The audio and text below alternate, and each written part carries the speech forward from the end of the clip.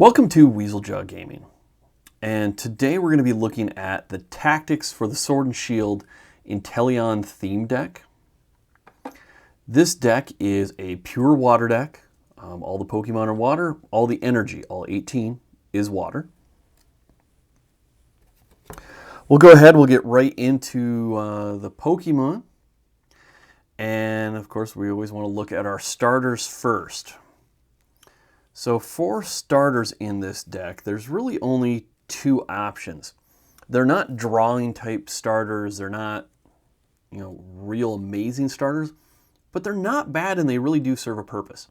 Kramer has 110 health, has a 1 energy water arrow. This attack does 20 damage to one of your opponent's Pokemon. That can also apply to benched Pokemon. So Kramer can start by hitting very weak targets in the back. If someone has a wishy-washy on their bench, Kramer can take that out in 2 turns using that attack. Also good if your opponent retreats their Pokemon back to the bench. You can use that water arrow to possibly finish them off. The 2 energy water gun does 50 damage. It's not amazing, but for someone that you can get out on the deck right away, 2 energy to do 50 damage to early basic Pokemon can be pretty effective. Mantine is even a better option. Again, 110 health. Has a 1 energy water reserve ability that is really kind of fun. You get to search your deck for up to 3 energy cards, reveal them, and put them into your hand. Then shuffle your deck. So this is a great way to build up a really good early energy reserve to help you build up the rest of your Pokemon that you have. Because of that, it's a very effective starter. You also have a 2 energy wave splash that does 60 damage, which if you can get out on the board early with that Mantine and 2 energy, there's a lot of basics that you can knock out in 1 hit, and there's a lot of Pokemon across the board that you're going to knock out in 2. So early on when they're struggling to get something together, you can start doing damage with these guys pretty early. You can take a few early hits with these guys because they have a lot of health, and their 1 energy attacks are both very useful. You don't really have much for defense. I do want to mention Inteleon for just a second though. Inteleon has a Hydro Snipe ability. 2 energy Hydro Snipe attack for 100 damage. You may put an energy attached to your opponent's active Pokemon into their hand. Now that's not a pure defense, it's kind of a pseudo defense type thing. But if they do not have enough energy to use their attack, or enough energy to use their good attack, this can actually kind of lock them down and provides a sort of pseudo defense against them being able to do their larger attacks. So that can be kind of a defensive ability that you may want to use. After that, all we have is power players, and we have a fair amount of them too. So you have 3 Krabbies and you have 2 Kinglers. Krabby is interesting. On the surface looks like it might be a decent basic or a decent starter Pokemon. 80 health is pretty nice. Has a 2 energy super slice that does 120 damage. Very impressive, except you have to flip 2 coins. And if either of those coin flips is tails, your attack does nothing. So statistically speaking, you have about a 1 in 4 chance of being able to do the 120 damage. And you have a 3 in 4 chance of doing nothing. So Krabby sounds kind of cool, but is actually quite weak just due to the statistical issue with its attack. Kingler, however, is kind of interesting. 130 health, has a 1 energy heavy pinchers for 40 damage that causes your opponent to discard the top card of their deck. So it's kind of a way to force someone closer to decking themselves out. It can also cause them to throw away valuable cards. So heavy pincers is kind of nice. And it plays in very closely with the second ability, Claw Rend. Claw Rend is a 3 energy attack that does 90 damage. Plus, if your opponent's active Pokemon already has any damage counters on it, this attack does 60 more damage. That's a 150 damage attack. to someone that's already has damage counters. So if you're in a situation where, you know, the 90 damage attack isn't going to finish someone off, you can do the 90 damage attack. Next round you'll do 150. That's enough to knock out anything in Theme Deck play. Or you can do heavy pincers, do 40 damage, make them discard a card from their deck. Then the next turn you can do Claw Rend for 150 damage. That's a total of 190, which is enough to knock out, I believe, anything in Theme Deck play right now, including Rillaboom, who has 190 health. So that is a pretty potent combo. Kingler's only downfall is that he only has 130 health. So getting him to make multiple attacks like that is kind of tough. However, Kingler can be a good follow-up. You do a little bit of damage with anybody, then bring Kingler in to finish him off with that Claw Rend attack. Next up, we are going to talk about our Sobble, Drizzle, Inteleon line. Sobble and Drizzle, nothing too special. Their attacks don't do much damage. It's not even really a good energy to damage ratio. They're there just to build you up to Inteleon. Inteleon has the highest health in your deck at 160 health. You have 2 Inteleons in your deck. You have 3 Sobbles, 3 Drizzles. Sobble has a 1 energy attack for 40 damage, and you discard a random card from your opponent's hand. You also have a 2 energy Hydro Snipe for 100 damage, and you may put an energy attached to your opponent's active Pokemon into their hand. So Inteleon is just kind of a manipulation control type player. Discarding random cards from their hands can be very annoying. You might be able to discard some really good evolution card or ditch some of their energy. You really, if you're playing this deck, you want to watch how they're setting up their hand. A lot of people will organize their hand to have all their energy off to one spot. So if you're playing this deck, make sure you watch where they're pulling stuff out of their hand to play, so that you can adapt to that and try to cut them off from certain things. If someone's having a problem getting a lot of energy and you can discard energy on them, that's really going to tear them down a bit. If they're smart, they'll shuffle their hand a little bit before they let you pull the card. And again, you know, if you're facing someone that's playing this deck, make sure you do that, or make sure you kind of mix up your hand how you have it set up to begin with. Hydro Snipe also reduces the energy of the opposing Pokemon. So this is a great way to lock down Pokemon.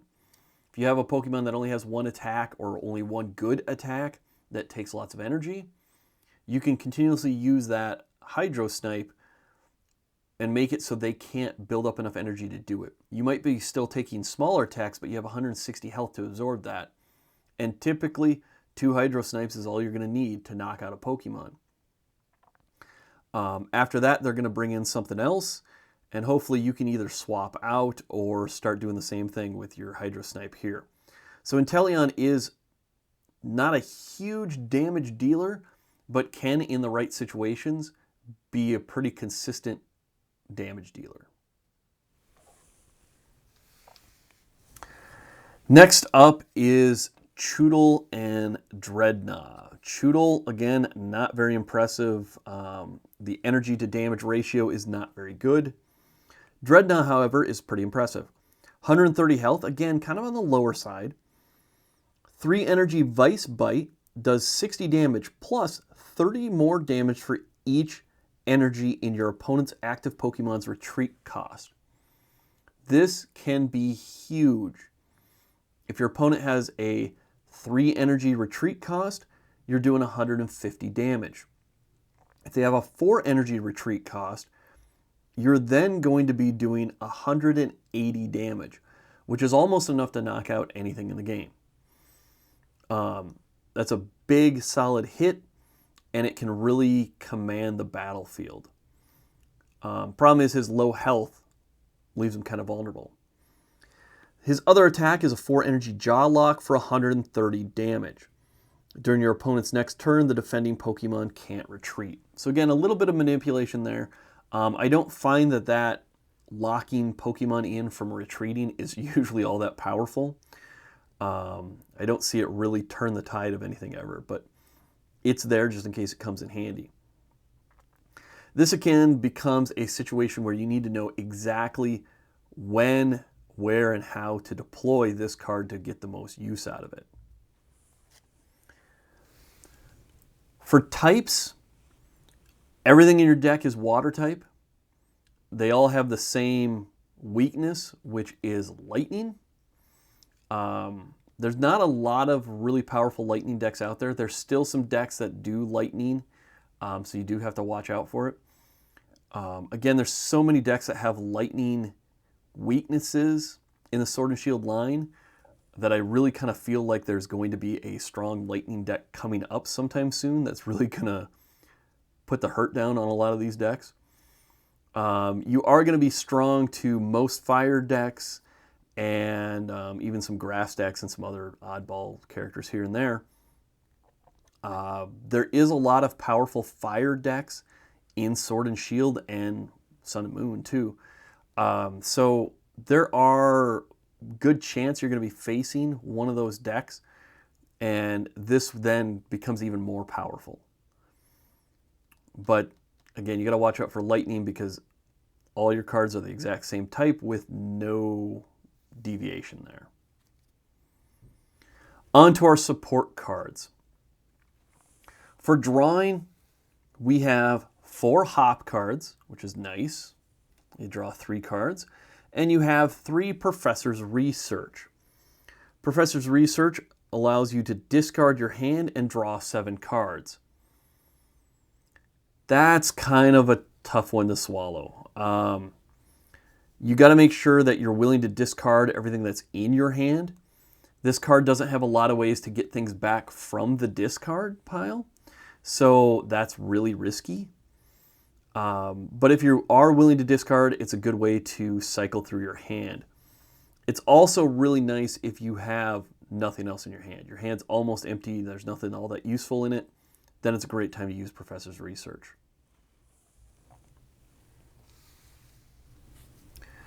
Next up, we're talking about pulling Pokemon. So this is getting Pokemon out of your deck or out of the discard.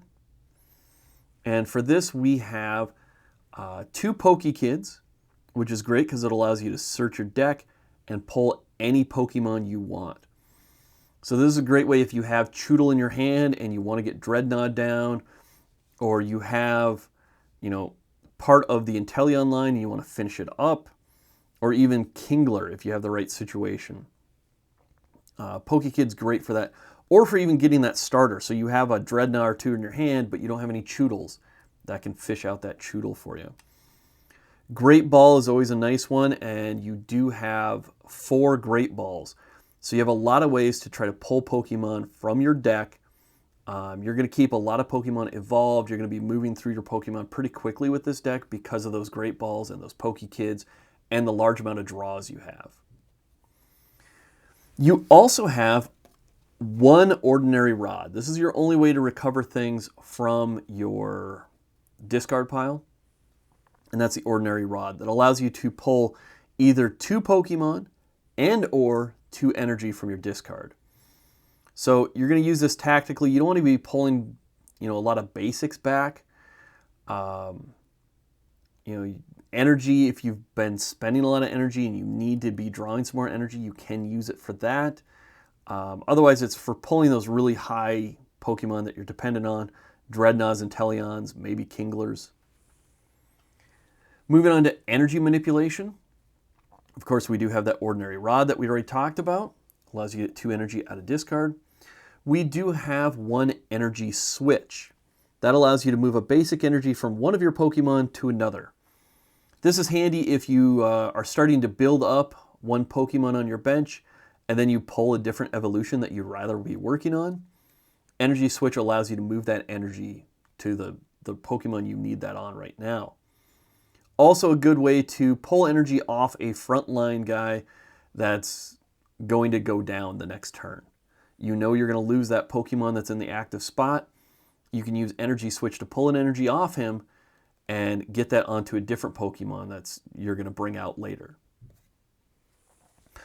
Along with energy manipulation, of course, there is Mantine. Again, that 1 energy water reserve is a great way to start off the game. Not a bad way to do things mid-game either. Putting 1 energy on Mantine, putting him in to take a hit or 2, and use that water reserve to pull energy from your deck mid-game can be game-changing. So Mantine is very valuable even mid-game if you're willing to use them. For control, you actually have a fair amount of control in this deck, interestingly enough. There's, of course, 2 Pokemon catchers, which are really good. They give you a 50-50 chance to switch one of your opponent's Pokemon with the active Pokemon. So you get to pick the switch. You get to put what you want out in the active spot. You have 2 of those, so you're going to have a couple shots at that. And that can be game changer because you can pull out, something really strong that they don't have set up yet and take it out of play. Or you can pull in a couple weak things that you can knock out and give yourself a little bit of a lead in those prize cards. So there are some interesting ways that you can use that one. Along with other manipulation, of course, there's Kingler, which can make the opponent discard cards from their deck using that heavy pincers. There is Dreadnought, whose Lockjaw is not all that useful, but can be, I suppose. And of course, Inteleon has that Hydro Snipe, which forces them to take energy from their opponent's active Pokemon, put it into their hand. So you have quite a bit of control and manipulation in this deck, and that is pretty important to keeping things rolling. You do have one Pokegear 3.0 that's used to look at the top 7 cards of your deck and pull out a supporter. You only have 2 supporters to look at, and that's Hop and Professor's Research. Best way to use this card if you have it, you keep it in your hand until you don't have any supporters. You can only play 1 supporter a turn, so you wait until you don't have any, then you play that and pull out what's most useful for you. If Pokegear 3.0 is the last card you have, or you're willing to sacrifice whatever you have in your hand still, Professor's Research is a great card to use this on. Play Pokegear 3.0, pull the Researcher, and then play that Professor's Research and get a whole new hand. Otherwise, use it to pull Hop and just get a draw going. The other oddball card you have is Switch, and you have 2 switches. These are, of course, used to swap in Pokemon from your side. You can use this in the standard way of just pulling someone off the front line so that they don't die and you preserve their really great attack to bring them back in later. But in this case, it's also used just to maneuver your Pokemon around. You have 3 different big attackers. You have Dreadnought, Inteleon, and Kingler, and each one really shines at different situations. Dreadnought is really great to use against people that have high retreat costs. Inteleon is great to use against Pokemon that are trying to build up energy on the active slot so that they can do attacks. Kingler is going to do a lot of damage to someone that already has damage counters. So there's a lot of situations where it might be in your favor to either retreat someone from that line or use a switch to preserve that energy and bring in a different Pokemon to finish whoever's out there based on the situation. If you have a Kingler out there, but they bring in someone that's got a 4 retreat cost, but only 150 health or so, well, that's going to take 2 rounds for Kingler to take them out, or 1 round if you bring Dreadnought in. So there's a lot of tactical consideration as to when to deploy which of your Pokemon. So with that, it's time to talk about our stats on this deck. This is kind of a moderately powered deck. It sits at a 3. Now that's not to say it can't be a big power player. It has some potential to hit really hard, especially with Kingler and Dreadnought. But those attacks are really dependent on the situation. If your opponent doesn't have a lot of high retreat cost Pokemon, Dreadnought isn't as powerful. If you're in a situation where you're either knocking guys out right away or it's going to take 2 rounds anyways, Kingler's attacks maybe don't help out all that much. So it's really kind of depending on the situation, but those guys can be pretty powerful. The speed refers to how fast you can get Pokemon powered up and ready to hit hard. And this deck actually is pretty good at that with a speed 4. You have a lot of ways to pull Pokemon. You have a lot of ways to get energy moving. Your Pokemon are fairly efficient. Dreadnought's the only one that takes 4, and his situationally better attack is only a 3. Kingler only takes 3 energy. Inteleon only takes 2 energy. So you don't have a lot of high energy demands. So it's easy to get Pokemon powered up and doing damage. And even your 2 starters that you're looking at can start doing some decent damage early on with very little energy. Agility is how easy it is to get Pokemon onto your bench. In this case, it's a 3 to get those Pokemon onto the bench, get them evolved up. You do have a lot of evolutions you have to work through here.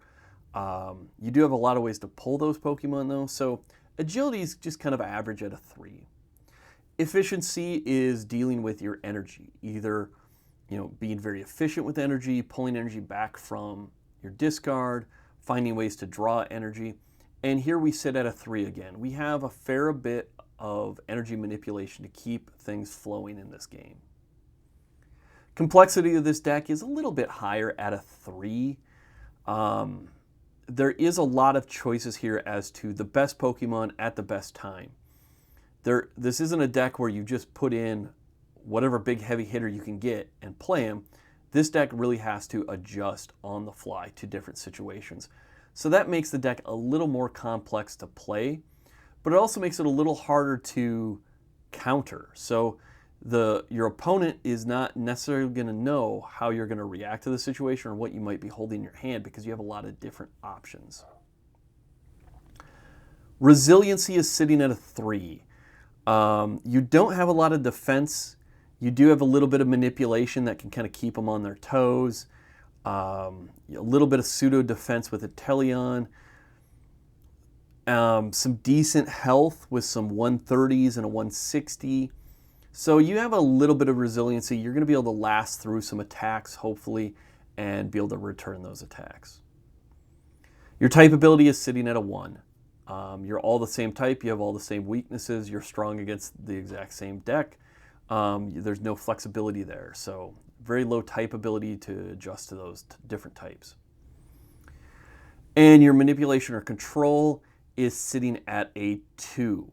You do have a fair amount of cards that do have some manipulation. Dreadnought, your Pokemon Catcher, your Inteleon, your Kingler. You have a lot of different things. None of them are too overly powerful though. Inteleon doesn't help you if the Pokemon already has all the energy it needs, because it's going to be able to replace that every turn. Kingler and Inteleon's discard abilities may affect them or may not really. A lot of decks revolve around discarding cards anyway, so it may not be all that helpful. So while there is a fair amount of manipulation and it is an important part of your gameplay, it's not a real strong element of the deck. So manipulation's sitting at a 2. All in all, it's kind of an oddball deck. It has some odd strengths, some odd weaknesses, has some really weird tactical plays that you can do. So it can be kind of a fun deck. And if you get the right things at the right time, an early Inteleon that only takes 2 energy to do 100 damage and controls the enemy's energy, you can really get an early lead with some of these plays, and then that gives you time to adjust and change up how you're doing things. So it can be a powerful deck, but it lacks any real big strengths that kind of push it over the edge. It's a pretty dependable deck, pretty reliable deck, but it doesn't have anything that really truly shines. So hopefully you learned a little bit more about this deck, how to play it, what its weaknesses are, how to counter it. Don't forget to like and subscribe, and we'll see you next time.